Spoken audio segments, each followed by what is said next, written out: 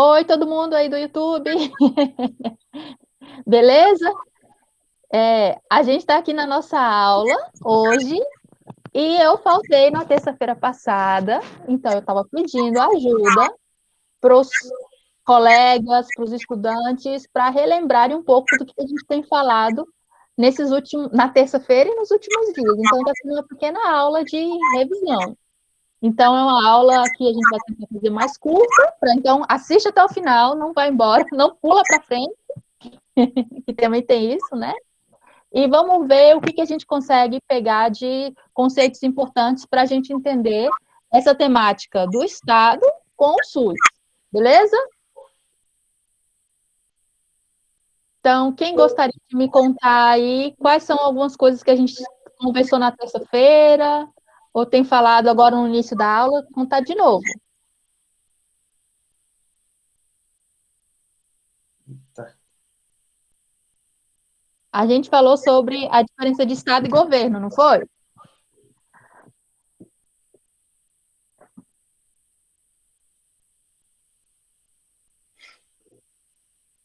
O Manuel falou um sim ali, ó.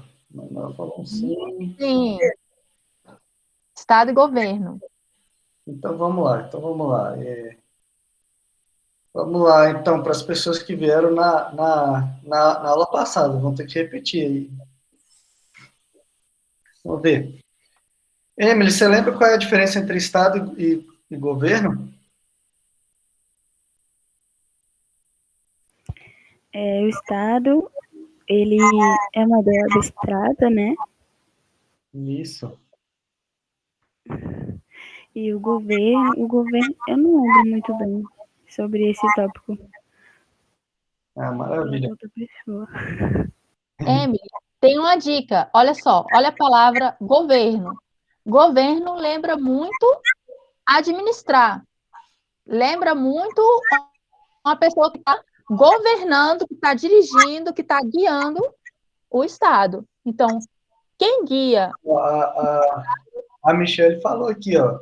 Direitos universais, obrigações e competência do Estado sobre população e indivíduos. Uhum. Marcela, você que explicou isso a última vez, você lembra a diferença entre governo e Estado? Estado é uma palavra abstrata que faz uso para direitos e deveres de cidadãos de um determinado território. E governo são as instituições que veem se a população está seguindo o que o Estado prevê. Elas só são uma proteção ali para ver se as regras estão sendo seguidas. Outra aí, maravilha. Michele, você entendeu a diferença entre indivíduo e cidadão, então? Ou você não entendeu?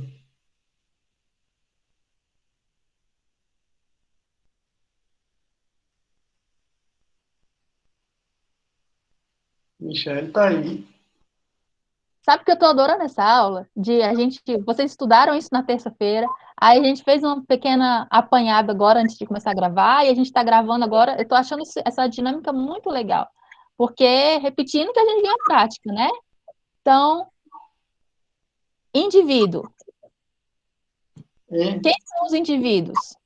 qual é a diferença entre indivíduo e cidadão? É tudo a mesma coisa? Diga aí. Eu sei que todo cidadão é um indivíduo, mas nem todo indivíduo é um cidadão. Por quê? Isaías sabe aí, ó. Isaías sabe que eu sei. Você sabe, Isaías?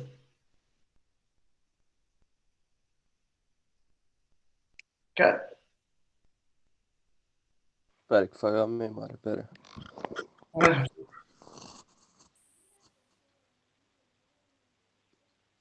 Professora, indivíduo não seria alguém que não pertence a uma certa região e vai para outra, e cidadão não seria alguém que pertence àquela região? Isso. Mas não necessariamente também, né? Sim, você Sim, não quer dizer que não pertencer. A questão do indivíduo é que você é um indivíduo, você é um. E você é um em qualquer lugar que você estiver. Você é uma pessoa, indivíduo é uma pessoa. Né? Você é indivíduo. A sua existência está ali, você é um indivíduo. Agora, se você tem a cidadania, se você está vinculado politicamente a um Estado, aí você pode ser um indivíduo que está ou não vinculado ao Estado. Vou contar rapidinho uma história. Ah, gente, eu não me aguento, eu vou contar uma história rapidinho, para vocês verem. Meu marido, ele nasceu em Bangladesh. E lá, para você ser cidadão, você tem que ter os pais nascidos naquele lugar. E os pais do meu marido não eram de Bangladesh, eles eram estrangeiros em Bangladesh. Então, ele não tinha cidadania, ele não estava vinculado, quando ele nasceu, politicamente a Bangladesh. E nem ao país dos pais deles, porque o país dos pais deles, para ser lá, você tinha que ter nascido naquele território. E aí, quando ele tinha 1 ano de idade, a família todinha veio para o Brasil. Aí chegou aqui no Brasil, a família conseguiu cidadania brasileira, tarará, mas no caso dele ficou provisório. E aí ele cresceu, brasileiro, naturalizado. Quando chegou com 18 anos, tinha uma regra lá pela legislação brasileira que ele tinha que dizer, confirmar para o governo que ele queria ser brasileiro, e ele não fez isso. E aí chegou um período que ele estava apátrida. Ele era um indivíduo, um ser humano, que não tinha nacionalidade, ele não era cidadão, porque ele não estava vinculado ao Estado brasileiro. Então ele teve que passar por um processo para ganhar a cidadania de volta. Ó, e a Emily, ela respondeu aqui bem pra caramba. A Emily estava na aula mesmo. Indivíduos é qualquer existência individual, seja gente ou animal, beleza. Cidadãos possuem direitos e deveres políticos, exatamente. Então, não basta você estar sendo associado, ou você ser associado a um Estado. Quer ver um exemplo? Isaías, imagina, cara, que você é um camponês ali no estado de Luís XIV. Você sabe o que é um camponês? Isaías está aí.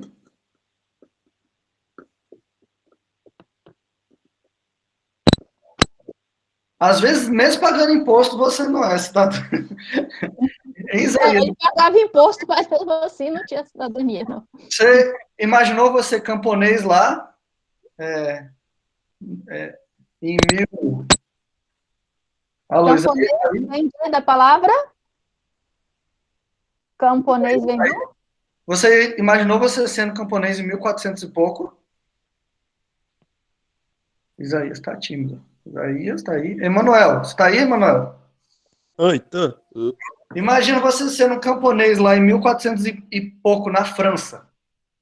Imaginou você com roupa de camponês, tudo lá arando a terra? Uhum. Beleza? Então você já imaginou, né? Agora imagina você, o rei faz alguma coisa que te desagrada. Beleza?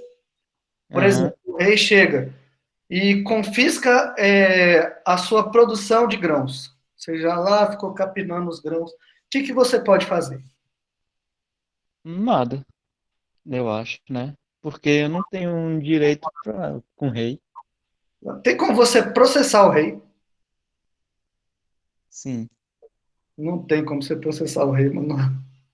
Porque ele é o rei, cara. O rei Uhum. acumula todo o poder do Estado na figura dele, né? Teoricamente, né? Então não tem como você processar o rei. Tem como você votar em outro rei na próxima eleição? Tem.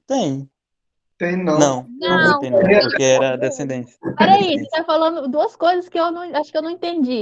Não, mas a gente chega lá, Andressa. Ah, tá bom. A gente vai Vou chegar. esperar. Tem como você votar no rei na próxima eleição? Não tem, né? Porque o rei... Não tá combinando esses dois juntos aí. Aí depois entra o filho dele, não é? Oi? Depois vai entrar o filho do rei, ou você vai eleger o próximo rei? Sim. Vai entrar Não dá pra eleger, não. É descendência. Rapaz, então, assim, tem como você reclamar nos tribunais superiores sobre a ação do rei ali, você enquanto camponês? Não. Não, se você fosse nobre, talvez até teria, assim, né? Você recorrer a outros nobres ou recorrer à justiça. Sabe o que isso quer dizer? Que você tem deveres em relação ao Estado, mas você não tem direitos exatamente, né? Aham. sobre, por exemplo, uma monarquia absolutista. Então, eles viam a coletividade, né, como população e não via como povo. Por quê? O povo, além de ter obrigações políticas, ele tem também direitos políticos, né? Se você não tem direitos políticos, você não é cidadão. Então, por exemplo, lá isso acontece, por exemplo, em alguns países que ainda tem uma monarquia próxima àquela absolutista, por exemplo, a Arábia Saudita. Nem todos os indivíduos que moram lá têm direito à cidadania, né? É assim como em alguns outros estados do mundo, autoritários, sei lá. Então, pleno direito à cidadania é você ter autonomia para poder influenciar politicamente, agir politicamente, né? Não só sofrer as consequências da política, mas agir em relação à política também, né? Então, essa é a principal diferença, como a Emily colocou muito bem aqui, entre indivíduos e cidadãos. Andressa, sua dúvida foi... Sim, sim, eu estava pensando assim. É porque quando a hora que você começou a contar a história, eu estava respondendo a Michelle ali no chat. Aí quando eu voltei a prestar atenção, eu escutei as duas palavras juntas, eleição e rei. Aí eu, peraí, eu acho que eu perdi o início. Mas depois explicou. Então, a pergunta da Michelle era qual, para a gente falar para todo mundo que está vendo o vídeo? Michelle, quer ler sua pergunta? Sim, sim. É porque eu havia perguntado se uma pessoa que é de outro país, ela quer obter a cidadania, como por exemplo brasileira, ela pode concorrer a cargos políticos, não apenas votar? Ah, tá. Como a Andressa falou, isso varia de país para país. Dependendo do país, muda os cargos que você pode concorrer, ou se você pode concorrer a cargos. Por exemplo, quem aqui já ouviu falar no Governator? Alguém Eu não. ouviu falar no Governator? Que teve um ator muito famoso, chamado Arnold Schwarzenegger, que Ah, foi governador da Califórnia. Você já ouviu falar isso lá nos Estados Unidos? isso já. Alguém aqui já viu esse Exterminador do Futuro? Das Hein? antigas. Ninguém aqui viu o Exterminador do Futuro? Eu já. Ah, tá. Esse filme é sensacional. Então, o que acontece? O cara ficou É mesmo. famoso, ele é um ator austríaco que ficou famoso no cinema americano, e aí, estadunidense, né? Porque americanos somos todos nós. Mas assim, ele ficou famoso lá no cinema estadunidense, nesse filme que é incrível, assistam. O Exterminador do Futuro 1 e 2, pelo menos, são muito bons. E o 3 também é bom, né? O resto é ruim, mas... Enfim. Daí ele entrou para o Partido Republicano, né, que é o Partido Conservador Americano, e ele ganhou uma eleição no maior estado para ser governador. O governador é o segundo maior cargo institucional lá nos Estados Unidos. É a segunda eleição mais difícil de ganhar, né? Então, assim, ele virou governador da Califórnia, que é o maior colégio eleitoral dos Estados Unidos. E as pessoas fizeram a projeção e viram que ele teria votos e base eleitoral e política para concorrer ao governo americano. Mas ele não podia, por quê? Concorrer a presidente dos Estados Unidos. Porque ele não era americano ou estadunidense nato. Exatamente, ele não era estadunidense nato. Ou seja, ele não cumpria as regras de... porque tem nacionalidade e tem naturalidade, né? A naturalidade é o lugar ao qual você pertence, né? Então, não só alguns países funcionam com o sangue, né? Que é que nem a Andressa falou, que é a ascendência que você tem por parte dos seus pais. Alguns outros lugares do mundo, você é cidadão de acordo com o lugar que você nasceu, né? E tem lugar que mistura os dois, né? Tem um pouco de sanguinis, né? E tem um pouco de... Eu esqueci o termo do... É territorial, juros território. Assim, tem...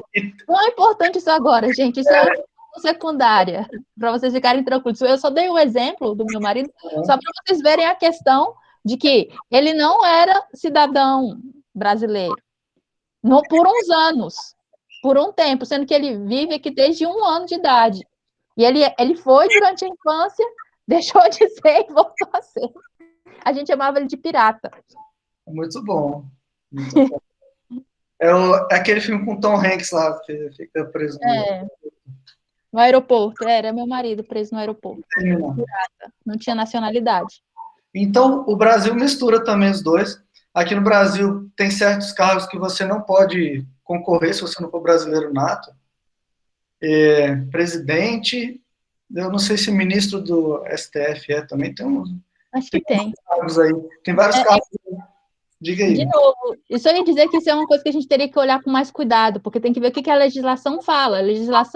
A Constituição brasileira vai explicar todos esses detalhes de como é o sistema político, né? E a gente ainda não entrou nisso, e eu não lembro de qual, para dizer a verdade, a gente teria que dar uma olhada. Mas o presidente, com certeza, tem que ser nato, tem a questão de idade também, tem uma determinada idade que você pode concorrer para esses cargos. Tem alguns critérios. É por isso que o povo fala que você só tem cidadania plena no Brasil depois que você completa 35 anos, né? Que aí você pode concorrer a todos os cargos, que tem a capacidade política ativa e passiva, né? A capacidade política ativa é aquela de votar, né? A passiva é de ser votado. Então, você só tem capacidade política plena, ativa e passiva, ou seja, você só é cidadão pleno depois de 35, eu acho. Acho que é isso. Queridos, vamos ver mais um ponto, rapidinho, porque eu não queria que essa gravação ficasse longa. Eu queria que ficasse mais curta, e aí depois a gente desliga e continua nossa conversa, se for o caso. Só queria que a gente ajudasse os nossos colegas que estão assistindo essa aula pelo YouTube com essa última pergunta. O que tem a ver todos esses temas que a gente tem falado de cidadão, indivíduo, Estado, governo, população, povo, todos esses termos, com a nossa aula que é sobre o SUS? O que tem a ver o SUS com tudo isso? Essa é uma boa pergunta, hein? SUS é um programa do Estado, direito do cidadão. Só que a gente vai chamar com uma palavra que é mais forte do que programa. Porque a gente tem projeto, que é uma coisa que tem um tempo para começar e para terminar. Por exemplo, na escola a gente tem vários projetos, né? Então, um projeto pode ter a duração de 1 ano, 2, 3. Aí a gente tem um programa, que é um programa que é estabelecido. Por exemplo, o nosso programa educacional no SEDE São Francisco é estabelecido. O SUS, ele é mais do que isso, ele é uma política pública. Ele tem longevidade. E independente do governo que se estabeleça, porque o governo, as instituições que vão administrar o Estado, têm mudado, né? Nos últimos, desde, sei lá, 30 anos, 35 anos, quando a gente entrou na redemocratização, com a Constituição de 88, a gente pode escolher nossos representantes, a gente tem podido escolher nossas instituições e governo. Mas o SUS é uma política pública. E o que isso significa? Que é um direito universal? Acho que eu não escutei, Michele. Eu acho que é um direito universal, não? Já que é uma política pública, é um direito de todos. Uhum. Exatamente. Muito bem. E o SUS ele pode ser visto como uma política pública articulada, né? Como ele pode ser visto um sistema que articula várias políticas públicas, né? Então, assim, o SUS ele foi garantido pela Constituição e operacionalizado pela Lei 8080, que deu uma porrada de incumbência aí, tanto para o governo federal, para estados e para municípios, né? Então, articulou-se. A Emily aqui respondeu que o SUS é uma instituição. O SUS, ele não é uma instituição, porque ele é uma regra, né, que articula várias instituições diferentes dentro do governo brasileiro, né? Então, assim, ele não é uma instituição em si, mas ele é, vamos dizer assim, um sistema de instituições diferentes. Né? Vamos pensar numa analogia? Eu gosto de analogias para esse assunto. Então, você pensa no sistema educacional, o sistema de saúde único. o sistema digestivo. Analogia, gente, por favor, é só uma analogia. Então, né, no sistema digestivo, você tem vários órgãos: estômago, intestino, baço, pâncreas, etc. Um sistema, ele tem toda uma funcionalidade, né? Para ele funcionar bem. Então, o sistema, ele está ligando vários órgãos, que também depende de outros sistemas. Então, você tem o sistema digestivo, é conectado com o sistema respiratório, que também é conectado com o sistema nervoso central, tem vários sistemas. Então, o sistema de saúde único, ele também não depende, ele não funciona sozinho. Ele precisa de outros sistemas de um estado para ele poder funcionar. Mas dentro desse sistema de saúde, a gente tem as instituições lá dentro. Os hospitais, o próprio Ministério de Saúde, e dentro as casas, as UPAs, e entre outras tantas partes do sistema de saúde único, que teria que olhar com mais cuidado, que eu não tenho aqui agora de mente. Mas essas instituições fazem parte do sistema de saúde. Desculpa, gente, é só uma analogia, não quer dizer mais do que eu quis dizer aqui agora, não, tá? Por favor, não extrapolem.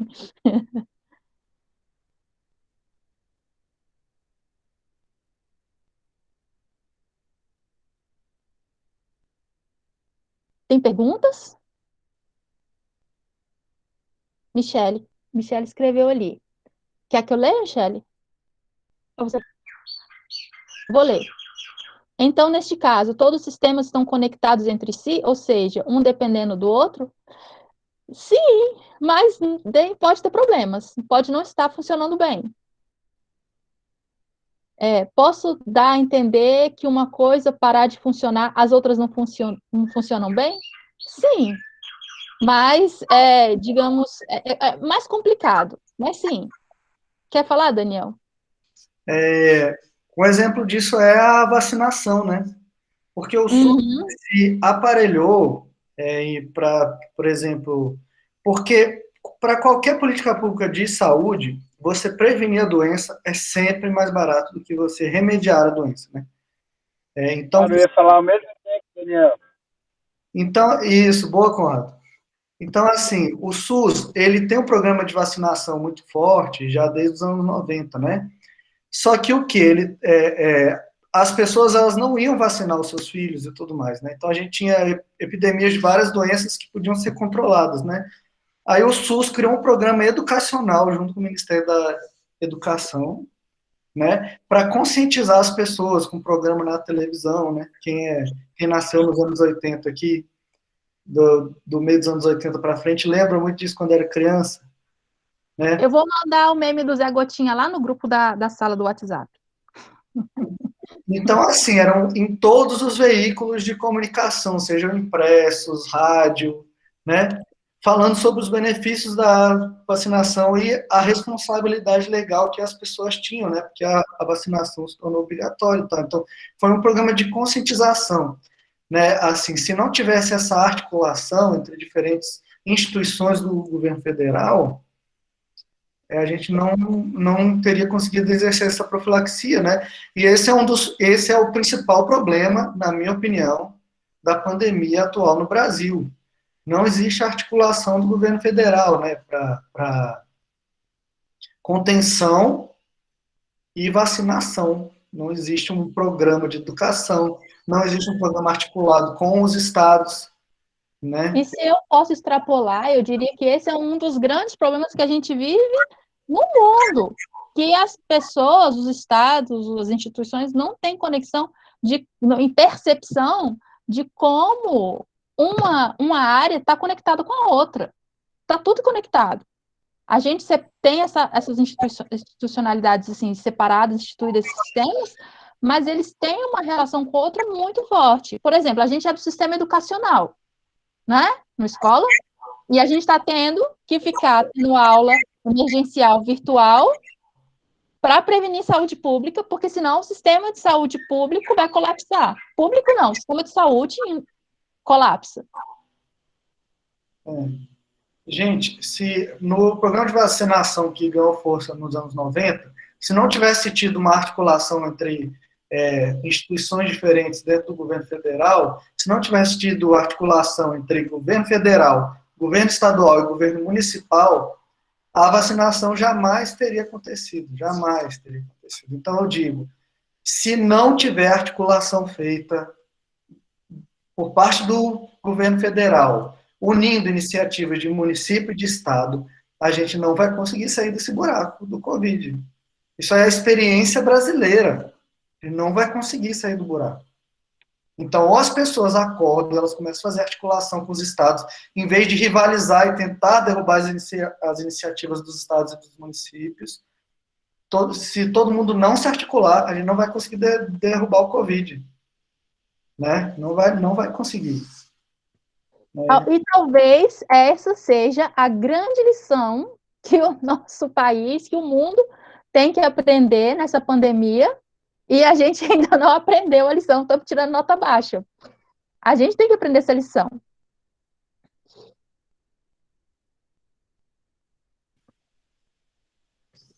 Stephanie tinha perguntado do grupo do WhatsApp, está ali do lado do link. Consegue entrar, Stephanie? Precisa que eu mande em outro lugar para você?